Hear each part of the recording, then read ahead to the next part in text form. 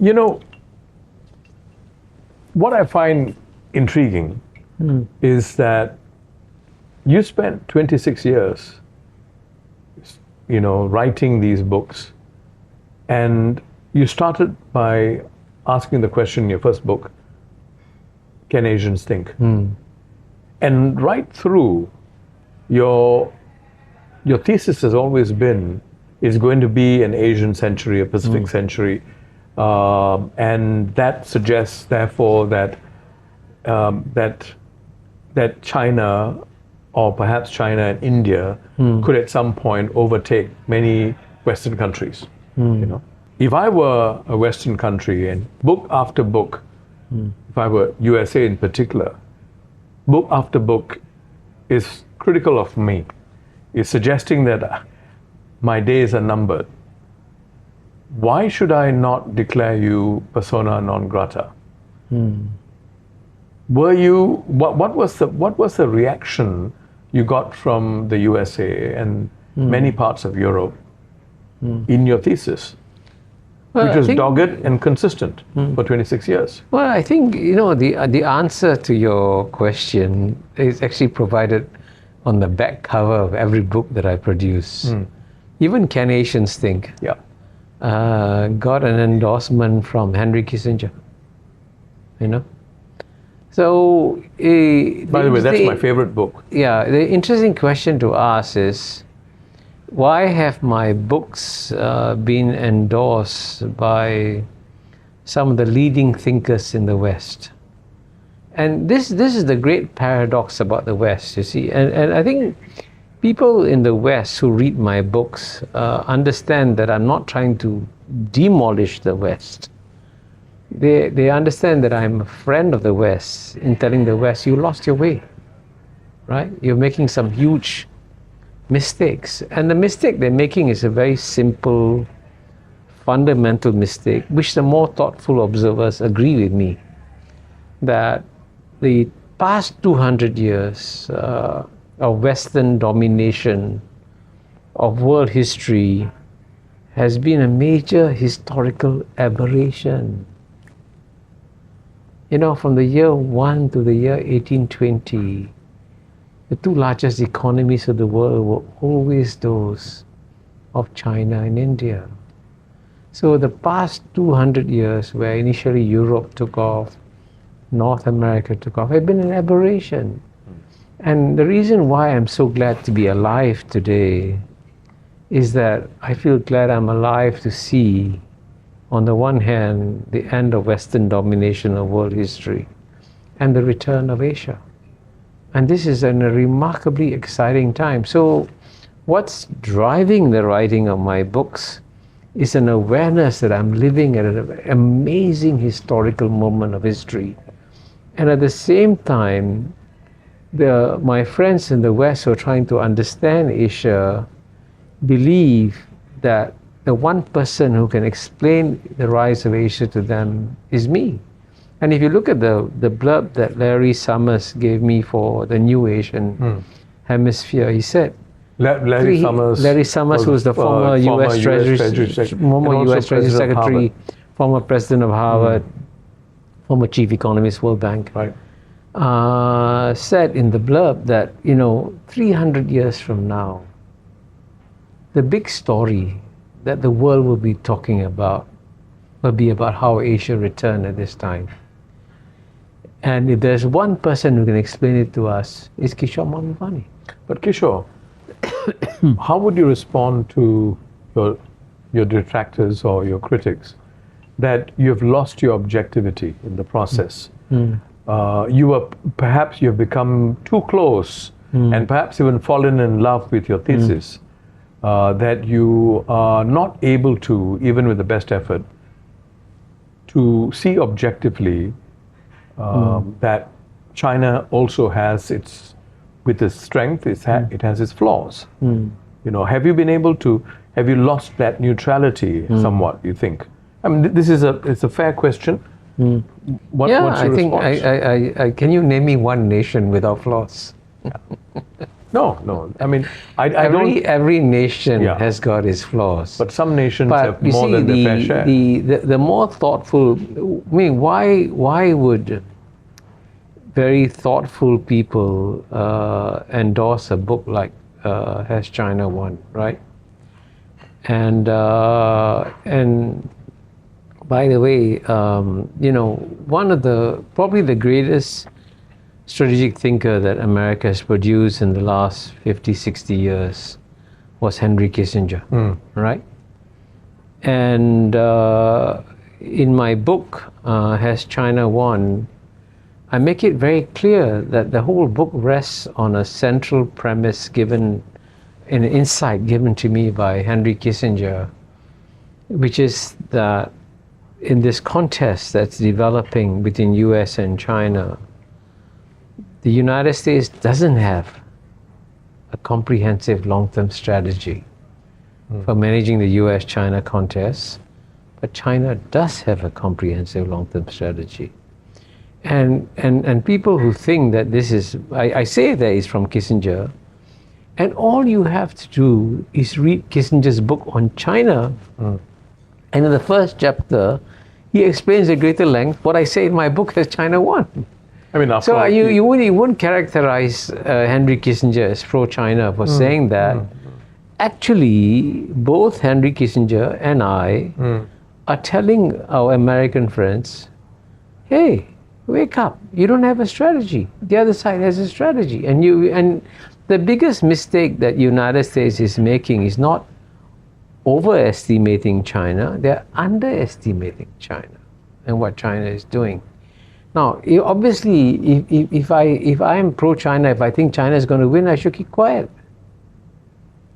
But I'm telling my American friends, wake up. The challenge you're taking on is much bigger than you think to be.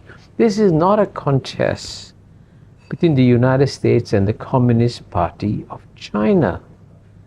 This is a contest between the United States and a 4,000-year-old civilization that has been here much longer. And by the way, I can tell you this. When I was invited by the Harvard Kennedy School to deliver the annual lecture, by the way, the first two people to give an annual lecture was President George H.W. Bush and Mr. Gorbachev. So I was in that group who delivered that lecture. And when I gave the lecture on the subject, what happens when China becomes number one, that lecture at Harvard University has now had 4 million views on YouTube. 4 million. So why, and many of this from the West, by the way, why would the West listen to me if I was just a propagandist for China? The West listens to me because I try to explain the real China to them. And of course, the real China goes against the traditional Anglo-Saxon narrative. And the Anglo-Saxon narrative, sadly, and by the way, the more thoughtful people in the Anglo-Saxon world agree with me, has become propagandistic. And they're undermining themselves, Right. because at the end of the day, the advice of Sun Tzu was valid: know thyself, know thine enemy, fight 1,000 battles, win 1,000 battles. And if you don't understand your enemy, you don't understand how China is succeeding and thriving, then you're going to end up being in a difficult position.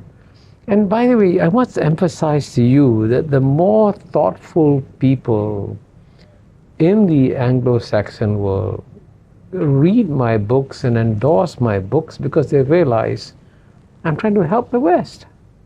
So, is there something here that we can learn from the West, like the USA? They have not dismissed you. Some have. They have not dismissed you. They're still inviting you back. Your book launch, one of the venues is Harvard University, and as well as New York, from what I understand. Now, what is it that makes them, even though they disagree with you, even though you're critical of them, to continue to invite you? And at the end of the day, when people from the West speak to me, they feel that they're speaking to a member of their tribe, because, as you know, my undergraduate training was in Western philosophy. So when I argue with people in the West, they can immediately recognize what I'm saying because I'm using the concepts And how you're saying and ideas and structures and metaphors that come from the Western universe. So they feel that they can talk to me directly. So, you know, so if you look at my book, my memoirs, as I said, it's a tribute to my mother. It's a tribute to the 3 founding fathers of Singapore who taught me so much. And it's also a tribute to the Western philosophy that I learned. And I describe how amazingly excited I was when I was studying Western philosophy at the National University of Singapore. And as you know, if you read my memoirs, you'll see that I wasn't supposed to go to university. Instead of being in university reading about Wittgenstein or R.M. Hare, I should have been a Sindhi textile salesman selling textiles. So that's another reason for my memoirs. I want to say a thank you note to Singapore for having given me this incredible opportunities to grow and thrive. Because if I hadn't had the President's Scholarship in 1967, I wouldn't be here talking to you. Some people have said that you are, it's all about self-promotion. Your books, your articulation of your thoughts, the manner in which you articulate them, all of them is about promoting yourself. How would you respond to that? Well, I would encourage everybody to promote themselves. In fact, when I was dean of the Lee Kuan Yew School of Public Policy, I used to tell the young academics, okay, and I say, you're writing all these things. They're wonderful. But if nobody reads them, what's the point? The whole point of writing is to make sure that people read them. And at the end of the day, if you carry out self-promotion, and if you promote a whiskey, and it tastes terrible, nobody will buy it, even if you promoted it 1,000 times. So the question, therefore, is, there is an open marketplace of ideas globally. Anybody can compete in it. Anybody can compete in it.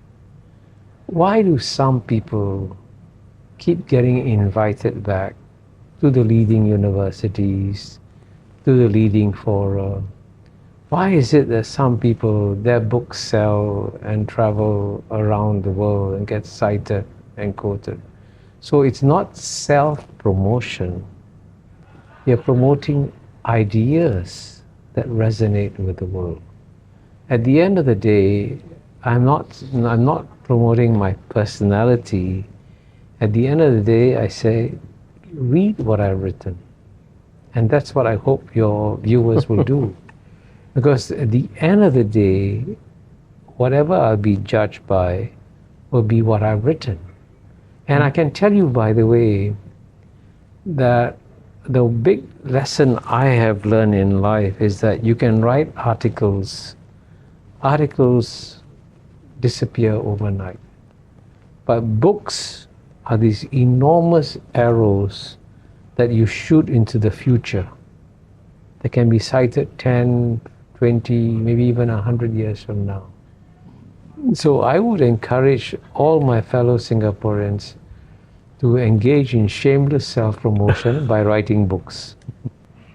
Kishore Mahbubani, thank you. Thank you. Thank you, and all the best. Thank you.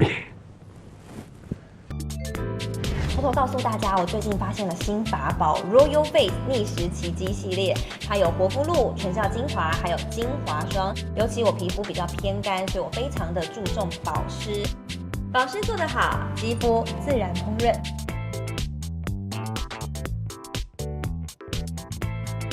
提亮肤色更年轻，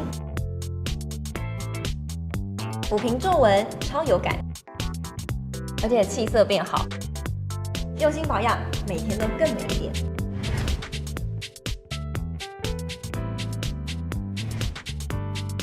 美吧。